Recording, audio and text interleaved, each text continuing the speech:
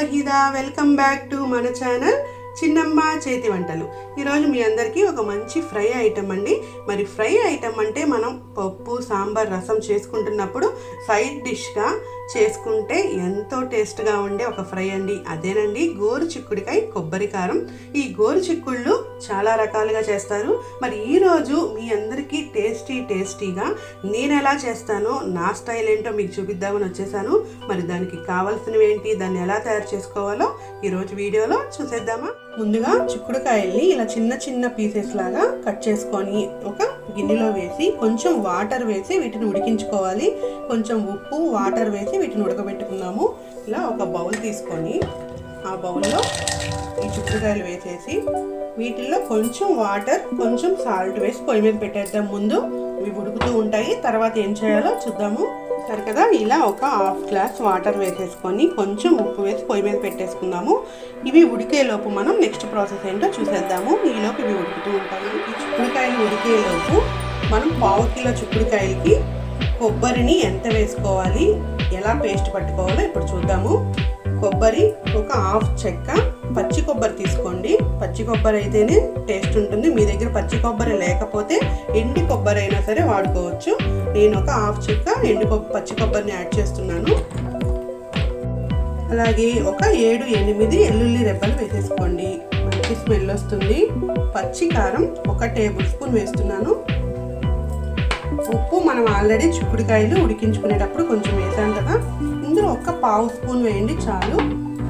కరివేపాకు కొంచెం ఇందులో యాడ్ చేసేసుకోండి. మొత్తాన్ని కలిపి ఇప్పుడు పౌడర్ లాగా పట్టుకుందాము. వాటర్ ఏమి యాడ్ చేయకుండా చక్కగా డ్రైగా దీన్ని పౌడర్ చేసుకుందాం. ఇప్పుడు మనం చూడండి, చక్కగా ఇట్లా కొబ్బరి, వెల్లుల్లి, కారం, కరివేపాకుని ఇలా పౌడర్ లాగా పట్టుకోండి. మరి పేస్ట్ లాగా చేయకండి. వాటర్ కూడా ఏమీ యాడ్ చేయకండి. పచ్చి కొబ్బరి కదా, ఆల్రెడీ కొంచెం తడి ఉంటుంది, సరిపోతుంది. ఇప్పుడు దీన్ని పక్కన పెట్టేసుకొని చిక్కుడుకాయలు మనకి ఎంతవరకు మగ్గాయో చూద్దాం. ఇప్పుడు చూడండి, మనం వేసిన వాటర్ అంతా దగ్గరికి వచ్చేసి మనకి గోరు చిక్కుళ్ళు చక్కగా ఉడికిపోయినాయి. ఇలా ఉడికించుకోవటం వల్ల మనం కర్రీ చేసుకున్నప్పుడు టైం ఎక్కువ పట్టదు, తొందరగా ఫ్రై అయిపోతుంది. అదే మీరు ఆయిల్లో డైరెక్ట్గా వేసేసారనుకో కొంచెం టైం పడుతుంది. ఇలా ముందుగా కొంచెం ఉప్పు వేసి ఇలా ఉడికించి పక్కన పెట్టేసుకున్నాము. ఇప్పుడు దీన్ని పక్కన పెట్టి ఇంకో బాండీ పెట్టేసుకొని కర్రీ రెడీ చేద్దాం. ఇప్పుడు స్టవ్ వెలిగించేసి బాండీ పెట్టేసుకున్నాను. ఒక వెడల్పాటి గిన్నె కానీ బాండీ కానీ ఏదైనా పెట్టుకొని ఒక 5 టేబుల్ స్పూన్స్ ఆయిల్ వేసుకోండి, సరిపోతుంది. ఆయిల్ కొంచెం హీట్ ఎక్కనిద్దాము. ఆయిల్ హీట్ ఎక్కేసింది. ఇప్పుడు ఇందులో తాలింపు దినుసులు యాడ్ చేసుకున్నాము.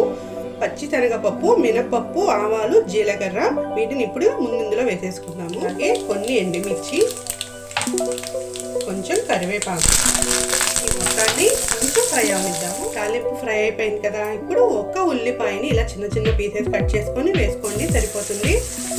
1/2 కిలో చిక్కుడుకాయలు కాబట్టి ఒక్క ఉల్లిపాయ సరిపోతుంది.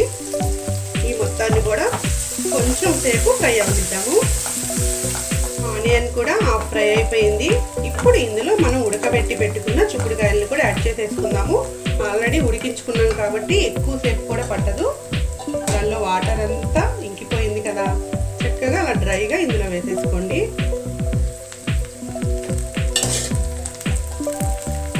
ఇప్పుడు మొత్తం ఒకసారి కలుపుకొని ఈ ఉల్లిపాయలు చక్కగా వీటికి పట్టేటట్టు కలుపుకొని కొంచెం పసుపు యాడ్ చేసుకోండి. ఉప్పు వేయకండి, ఆల్రెడీ మనం ఉడికించేటప్పుడు ఉప్పు వేసాం కదా.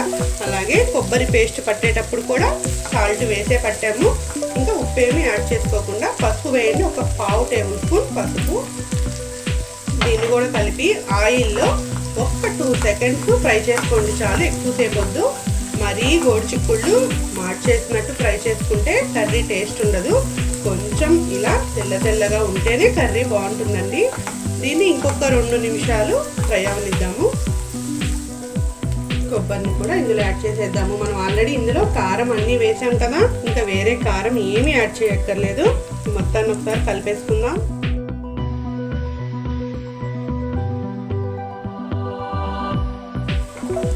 చూసారు కదా, కర్రీ రెడీ అయిపోయింది. చక్కగా కొబ్బరి కూడా ఫ్రై అయిపోయింది. ఉప్పు, కారం మీకు తగినంత మీరు యాడ్ చేసుకోండి. నేను వేసింది అయితే కరెక్ట్గా సరిపోయింది. ఇంక దీన్ని స్టవ్ ఆఫ్ చేసేసుకొని ఒక బౌల్లోకి తీసేసుకుందాము. చూసారు కదండి, వేడిగా గోరు చిక్కుడు కొబ్బరి కారం రెడీ అయిపోయింది. టేస్టీ ఫ్రై మనం రెడీ చేసేసుకున్నాము. చాలా సింపుల్గా చాలా త్వరగా అయిపోయే ఫ్రై ఐటము. మీరు కూడా ఇంట్లో ఎప్పుడైనా రసం కానీ సాంబార్ కానీ చేసుకున్నప్పుడు ఇది సైడ్ డిష్ చేసేసుకోండి. టేస్టీ టేస్టీ చిక్కుడుకాయ ఫ్రై రెడీ అయిపోయింది. మరి ఈరోజు వీడియో మీ అందరికీ నచ్చిందా? ఈరోజు వీడియో మీ అందరికీ నచ్చినట్లయితే ప్లీజ్ మన ఛానల్ని లైక్ చేయండి, షేర్ చేయండి, అలాగే సబ్స్క్రైబ్ చేసుకోండి. Thank you.